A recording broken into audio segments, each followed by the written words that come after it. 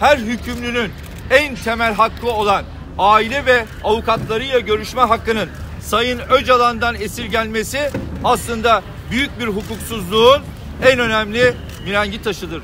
En önemli referans noktasıdır. O yüzden tecritin kırılması aslında Türkiye'de bir hukuk mücadelesidir. Evet, bir abluka altındadır Türkiye. Bugün Taksim Meydanı'nda da burada da bu abluka kendini teşhir etmiştir. Hukuksuzluk kendini teşhir etmiştir. Yasa tanımazlık kendini burada bu ablukayla teşhir etmiştir.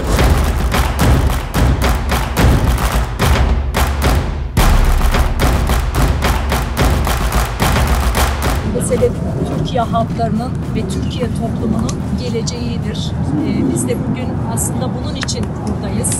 Çünkü tecritin kalkması aynı zamanda Türkiye toplumunun ve Türkiye halklarının geleceği açısından önemli bir mesele olduğu için bugün buradayız.